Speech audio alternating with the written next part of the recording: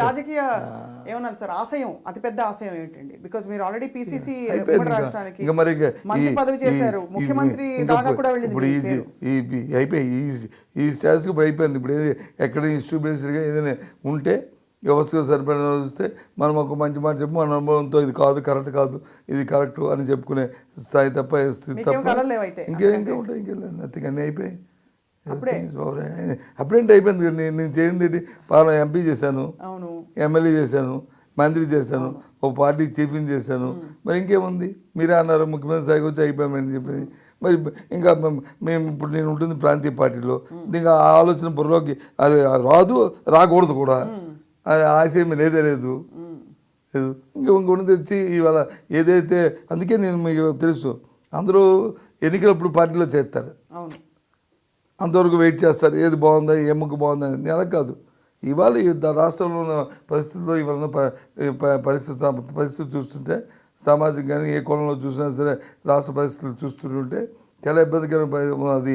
అధికార పార్టీ ఒంటెత్తి పొగడుతూ పోతుంది, ఇది చెప్పిన మాట నిలబెట్టుకోవట్లేదు, చట్టాన్ని చేతిలో తీసుకుంటుంది, వ్యవస్థ వచ్చి నిర్వాహం చేస్తుంది. కాబట్టి దీనికి ప్రత్యేకంగా మనం ఎదుర్కోవాల్సిన అవసరం ఉంది. దానికి వచ్చి వాళ్ళ వైఎస్ జగన్మోహన్ రెడ్డి నాయకత్వంలో ఉన్న రాజశేఖర రెడ్డి గారి పేరు మీద పెట్టిన పార్టీ ఒకటే దీనికి సాధ్యం అని చెప్పి ఆ పార్టీని ఆలోచించేసి వచ్చాను. ఎప్పుడు ఇంకా 5 సంవత్సరాలు ఉంటుండే కదా అప్పుడే. అవును, ఇంకా అంతే కదండి.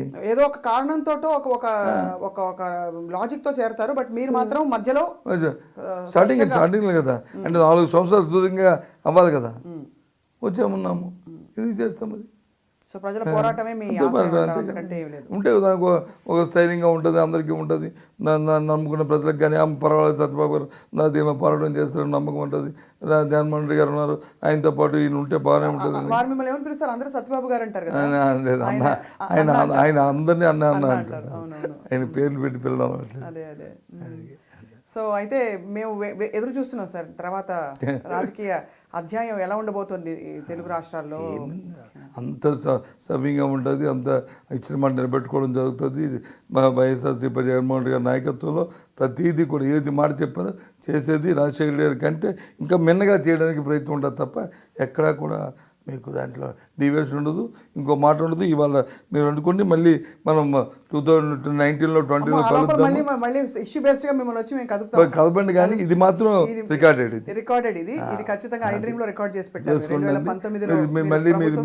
మళ్ళీ మనం మీటింగ్ జరిగినప్పుడు వచ్చి నేను అది కోట్ చేస్తాను కూడా.